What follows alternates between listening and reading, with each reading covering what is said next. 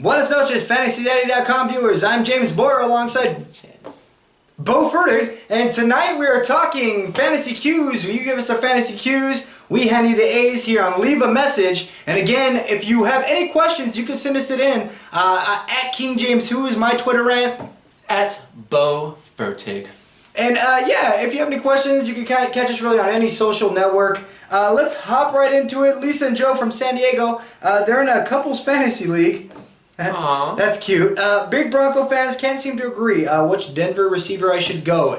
Eric Decker, Wes Welker, or Demaryius Thomas? Lisa and Joe, I got a little secret for you. Demaryius Thomas, Wes Welker, Eric Decker cannot go wrong with either one. Yes, you might have to pay the price for Demaryius Thomas. Late second, early third, well worth it. 1,000 yards, double-digit touchdowns. That is worth the value at that third pick. Wes Welker, PPR leagues is a must. He will fill your slot nicely in the number one position. For receivers, that is. 90 receptions, 1,000 yards. I like what I see out of Wes Welker this year. Eric Decker, projected in a couple rounds later, 5th or 6th round, led the Denver Broncos in receiving touchdowns with 13 last year. 1,000 yards receiving this year. I like the value out of Eric Decker. Cannot go wrong with either one this year, Joe. Or Lisa.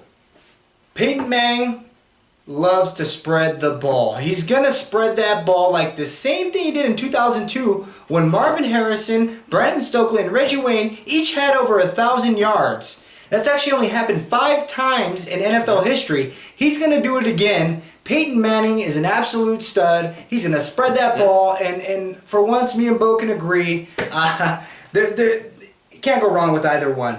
Let's get into the second question. Jimmy from Guam. I play in a league where passing touchdowns are valued at 6. What quarterback should I go? Aaron Rodgers, Drew Brees in the first round. That is a must. Almost a must, that is. Later first round, I go those quarterbacks. I still go top tier running backs in 6 points where the touchdowns are valued at. Peyton Manning, third round. That is a yes as well. We just talked about his 3 key receivers. Later in the rounds, Matthew Stafford going in the 5th or 6th round. Most passing touchdowns in the last 2 seasons in NFL history. Tony Romo going in about the 6th or 7th round. Romo and Stafford, 4,000 passing yards, 25 to 30 touchdowns. That is value around the 5th, 6th, 7th round for those quarterbacks. 6 points for a touchdown for a quarterback is a lot of points. And for that reason, I stay away from your rushing quarterbacks. The Reggie Wayne, the RG3s, the Cam Newtons.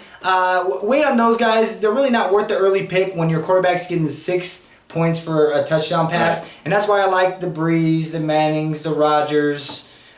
Stick with those guys, those familiar faces. Let's hop over to the next question. We got Spo from Rapid City Falls. I like surprising the draft with rookie players. Which rookies do you see performing this year? I like Tavon Austin. He was the first player drafted in 2012. That is the first skilled player. So we expect a lot of this guy. He's going in the 7th round. You know, you still have Greg Jennings. You still have some players like Torrey Smith, maybe Deshaun Jackson. But the rookie out of St. Louis is going to put up nice numbers this year for a first-year player. DeAndre Hopkins, we saw the great catch. And if you didn't, I would check it out. Mossed and bossed over a corner.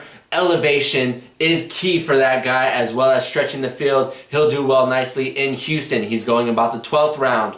Some running backs we like. Giovanni Bernard, Denard Robinson, double-digit touches in their first preseason games. The coaches want to get the ball in these playmakers' hands. I see them looking good in their rookie season. Are we talking rookies? We are talking We're talking rookies? We're rookies. Rookies. Not playoffs, but rookies. Rookies. Oh, okay.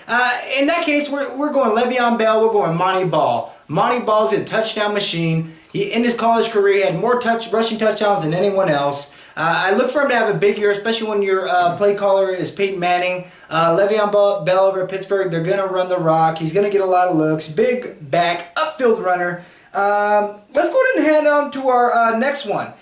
Eduardo from Spain. Yeah, we are international. España. He asks, cool question. I can't come up with a fantasy name. Any suggestion? There are some good ones out there. We have if you have 3 backs, maybe like a 3-headed monster you'd call your name. If you have Matt Schaub on my knob. Riley KKK Cooper. I call my Johnson Chris. That's what I'm calling my team. If I do get Chris Johnson, bust a cap. If you have Colin Kaepernick, drinking Fortes. That's my personal favorite.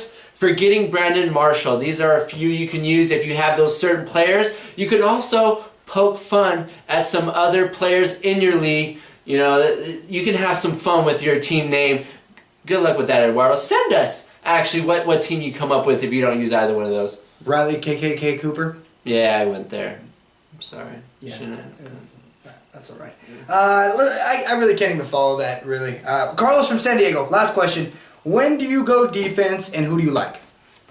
Seahawks, run defeated at home. Great on the defensive side as well. Top 10 defense in rushing and passing.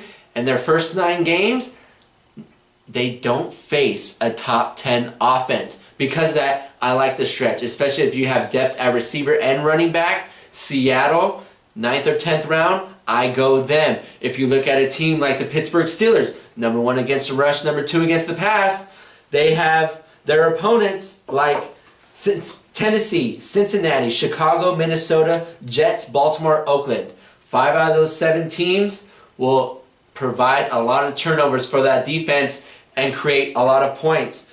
You look at some first week's favorable matchups like New England. They play Buffalo, then at home against the Jets and the Bucks. And you have Indianapolis, not a great defense, but their first 2 weeks at home against Oakland and Miami.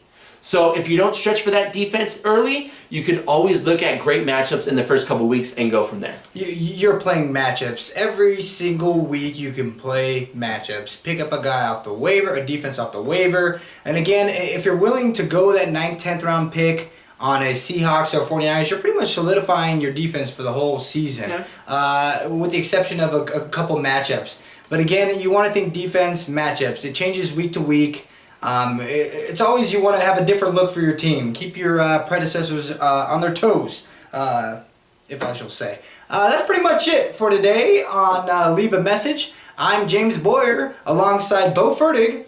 Thank you for viewing FantasyDaddy.com. Check us out on our Twitter at KingJames2 and at Bowe Fertig. Thank you for viewing.